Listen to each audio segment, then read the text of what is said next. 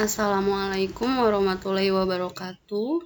Salam sejahtera untuk kita semua. Hari ini kita akan melanjutkan pembahasan kita mengenai akuntansi utang.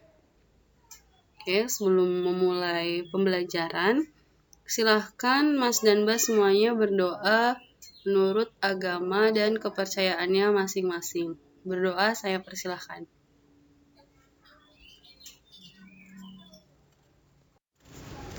Oke, untuk pembahasan kali ini kita akan membahas mengenai akuntansi utang. Jadi sebelumnya, seperti yang kita ketahui bahwa suatu bisnis itu mempunyai banyak keperluan, baik itu untuk keperluan operasional seperti bahan baku, makanan, bahan habis pakai, gaji karyawan, dan lain sebagainya.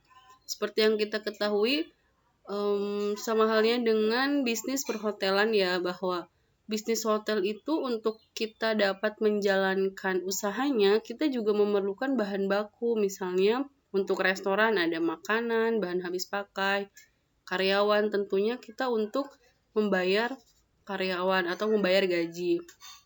Nah, untuk memenuhi keperluan tersebut, dapat kita lakukan atau dapat kita penuhi dengan uang tunai atau secara utang.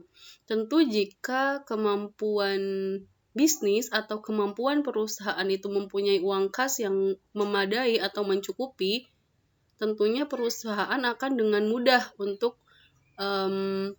memenuhi keperluan tersebut dengan membayar kas. Tetapi karena tidak dapat dipungkiri bahwa keadaan suatu perusahaan itu bisa saja sedang mempunyai keterbatasan dalam uang kas, sehingga untuk memenuhi keperluan operasional tersebut, perusahaan bisa memenuhinya dengan cara utang.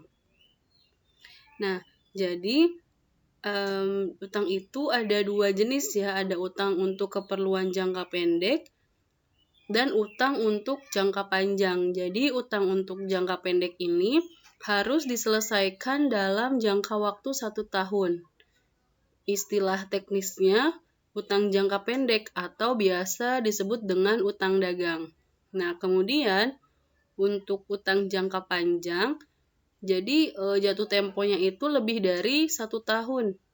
Jadi lebih panjang gitu ya waktu pelunasannya. Tetapi dalam akuntansi ketika utang jangka panjang itu kan biasanya punya jatuh tempo dan bunga yang harus dibayar, misalnya per tahun. Nah, dalam akuntansi berjalan, ketika bunga dari utang tersebut harus dibayar, itu juga termasuk utang jangka pendek karena harus segera dilunasi. Nah, kemudian kita masuk ke utang dagang. Jadi utang dagang di sini merupakan utang jangka pendek yang harus diselesaikan dalam jangka waktu 1 tahun.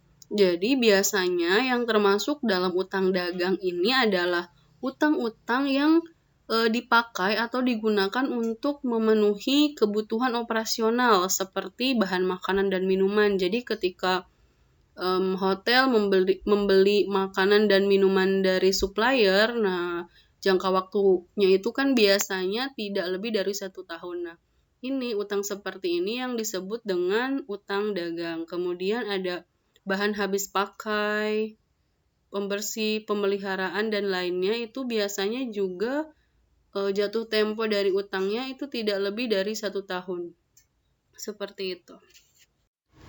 Lalu, apa sih yang disebut dengan utang itu? Jadi utang itu merupakan kewajiban hotel kepada pihak ketiga atau kreditur atau pihak yang memberikan pinjaman. Jadi ketika hotel mempunyai utang, maka hotel itu harus memenuhi kewajibannya atau mengembalikan kewajibannya kepada pihak yang memberi pinjaman. Nah, jenis utang ini ada 2, sudah saya jelaskan sedikit tadi, ada utang jangka pendek dan utang jangka panjang. Nah, untuk contoh utang jangka pendek adalah utang dagang dan utang pajak pembangunan. Kemudian Untuk utang jangka panjang adalah utang bank yang jatuh temponya itu lebih dari 1 tahun, sehingga disebut dengan utang jangka panjang. Nah, berbeda halnya dengan yang namanya utang jangka panjang. Jadi dari namanya aja bisa kita ketahui ya bahwa utang jangka panjang ini mempunyai waktu yang lebih lama untuk pelunasan. Jadi biasanya perusahaan memiliki utang jangka panjang ini untuk menjadi salah satu sumber pendanaan ketika perusahaan tersebut membutuhkan modal tambahan. Nah, jadi di sini utang jangka panjang itu merupakan salah satu sumber pendanaan untuk memenuhi kebutuhan modal bagi hotel.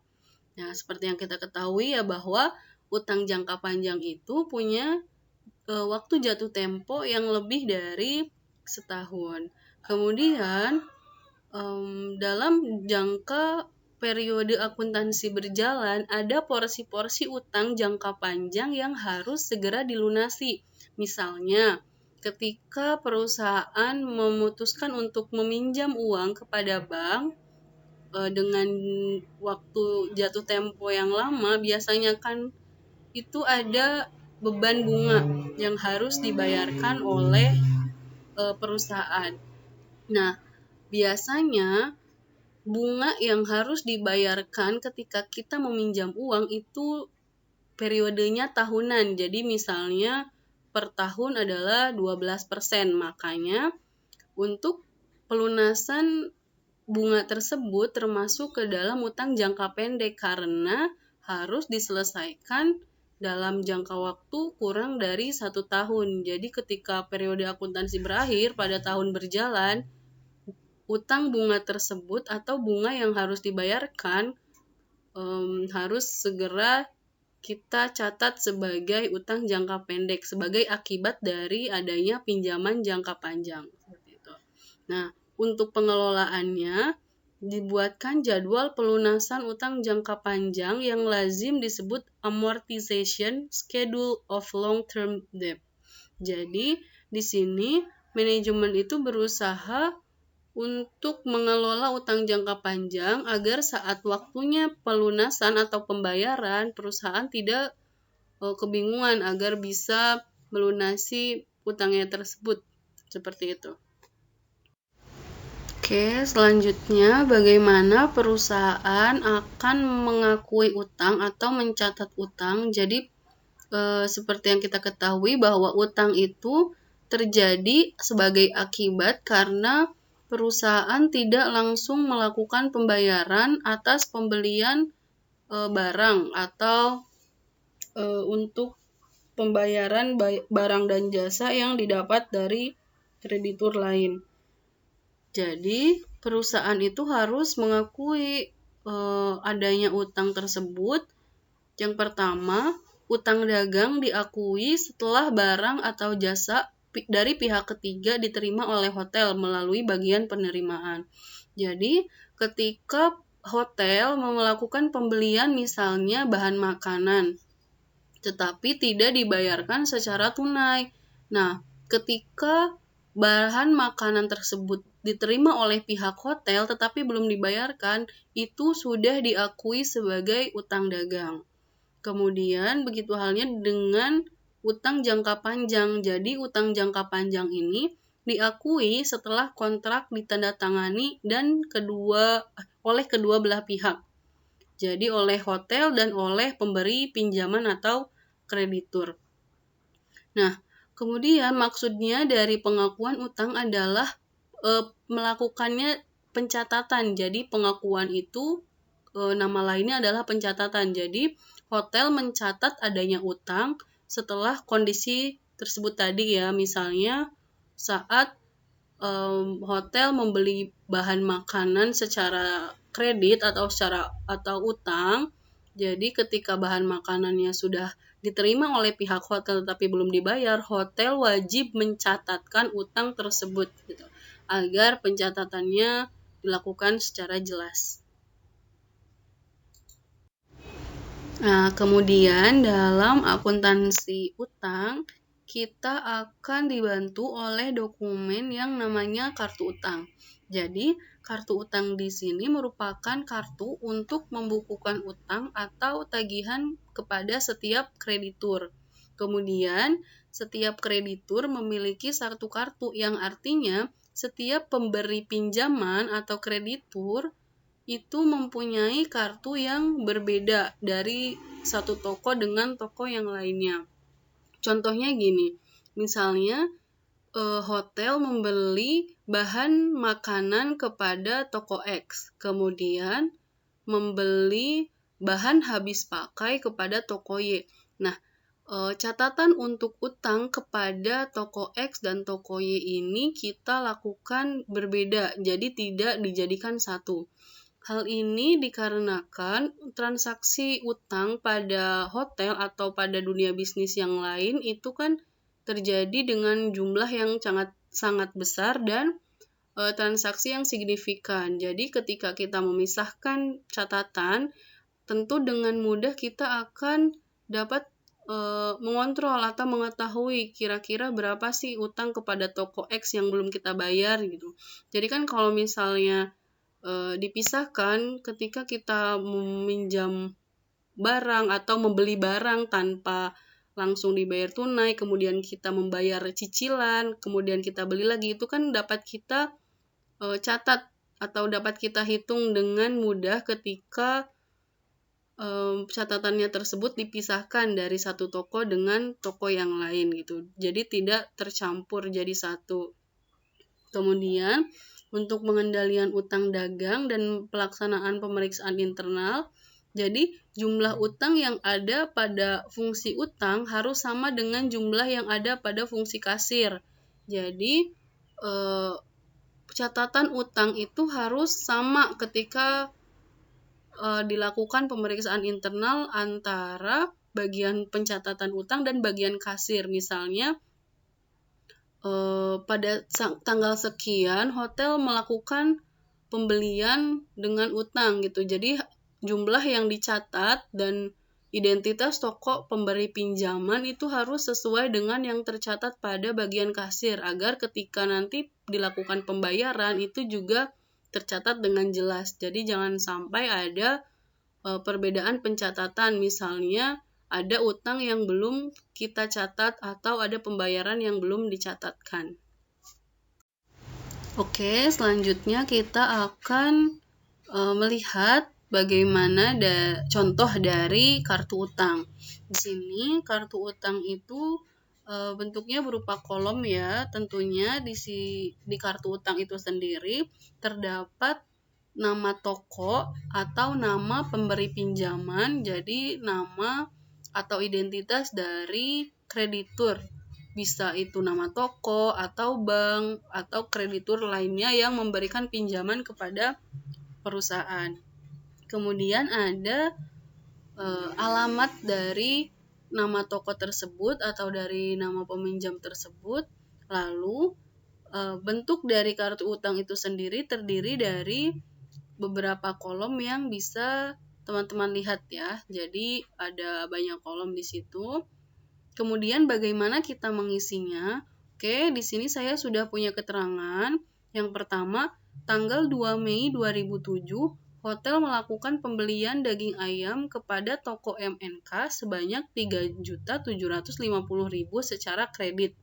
Nah, karena di situ ada keterangan secara kredit, otomatis masuk ke kartu utang ya, karena hotel tidak langsung membayarkan pembelian tersebut. Jadi kita catat yang pertama adalah tanggalnya, tanggal 2 Mei 2007, kemudian nomor buktinya sekian, kemudian keterangannya diisi dengan apa yang kita beli di situ. Di situ kan beli daging ayam segar. Nah, kita tulis di catatan keterangan itu daging ayam segar sebanyak 150 kg. Kemudian untuk mengisi debit kreditnya kita isi sesuai saldo normal utang. Jadi kalau utang itu kalau bertambah kan dicatat di sebelah kredit, sehingga 3.750.000 itu kita catatkan di sebelah kredit. Ini yang artinya bahwa hotel mempunyai utang kepada toko MNK pada tanggal 3.750.000 untuk pembelian daging ayam segar pada tanggal 2 Mei 2007. Lalu kita ikut keterangan yang kedua bahwa tanggal 30 Mei 2007 hotel melakukan pembayaran untuk pembelian daging ayam yang terjadi pada tanggal 2 Mei sebanyak 2.750.000. Jadi hotel melakukan cicilan atau melakukan pembayaran sebanyak 2.750.000 untuk pembelian daging ayam kepada toko MNK. Karena di sini masih satu toko ya, jadi kita catat pada kartu utang yang sama. Pencatatannya kita catat tanggalnya dulu, tanggal 30 Mei 2007, kemudian nomor buktinya, kemudian keterangannya adalah pembayaran daging ayam. Nah, untuk angkanya 2.500.000, mohon maaf tadi salah ya, jadi dibayarkannya 2.500.000, kita catat di sebelah debit, yaitu sebanyak 2.500.000, sehingga pembayaran tersebut akan mengurangi saldo utang perusahaan yang awalnya utangnya adalah 3.750.000, tetapi karena tanggal 30 hotel itu melakukan pembayaran sebanyak 2.500.000, sehingga utang hotel kepada toko MNK sisanya adalah sebesar 1.250.000. Nah, selanjutnya dalam pembayaran terkait utang kita akan membutuhkan dokumen pembantu atau dokumen pendukung untuk mencatat segala pembayaran yang dilakukan oleh perusahaan. Ini namanya voucher pembayaran. Nah, jadi voucher pembayaran ini sebagai dokumen pendukung untuk mengendalikan transaksi keuangan apalagi terkait dengan utang. Jadi ketika perusahaan memiliki utang, kita kan tentu tidak ingin pemberi pinjaman itu merasa kecewa terhadap perusahaan karena utangnya tidak dibayarkan sesuai tenggat waktu yang diberikan. Nah, salah satu cara untuk mengendalikan hal tersebut adalah dengan voucher pembayaran. Jadi voucher pembayaran ini bisa kita lihat nantinya bahwa ternyata perusahaan itu melakukan pembayaran secara rutin, atau misalnya ketika ada hal-hal lain di luar dugaan, jadi voucher pembayaran ini bisa membantu sebagai dokumen bukti gitu, seperti itu, bukti pembayaran. Nah, kemudian format dari voucher pembayaran bisa teman-teman lihat ya, di situ ada nomor dari voucher tersebut, kemudian nama kreditur atau nama pemberi pinjaman, lalu alamatnya. Ini kita gunakan contoh yang tadi ya, yang pembelian daging ayam kepada toko MNK. Nah, di sini untuk kolom yang pertama, yang pembayaran, kita catat tanggal pembayaran tersebut dilakukan pada tanggal 30 Mei 2007. Kemudian itu adalah nomor rekening atau nomor cek. Jadi, nomor cek yang dikirimkan kepada toko MNK. Kemudian jumlah yang dibayarkan adalah 2.500.000. Nah, lalu ada bukti bahwa cek sudah diterima pada pihak toko MNK. Jadi di situ keterangannya ada nama, tanggal, dan tanda tangan sebagai bukti bahwa cek tersebut sudah diterima oleh pihak MNK. Kemudian di bawahnya dikasih keterangan bahwa voucher pembayaran ini digunakan untuk melakukan pembayaran dari utang tanggal 2 bulan Mei 2007. Lalu keterangannya itu adalah keterangan dari transaksi tanggal 2 ya, bisa dilihat pada slide sebelumnya bahwa keterangan itu merupakan sebagai catatan bahwa tanggal 2 hotel itu mempunyai hutang kepada toko MNK sebanyak 3.750.000 untuk pembelian daging ayam. Nah, kemudian pada voucher pembayaran ini juga harus diperiksa oleh berbagai pihat, yaitu di sini disiapkan oleh pihak accounting atau pihak kasir yang melakukan pembayaran atau menyiapkan cek, kemudian diperiksa oleh bagian atasannya. Seperti itu. Oke, sekian penjelasan materi mengenai akuntansi utang. Terima kasih atas perhatiannya. Semoga bermanfaat. Kita bertemu lagi di pembahasan selanjutnya. Assalamualaikum warahmatullahi wabarakatuh.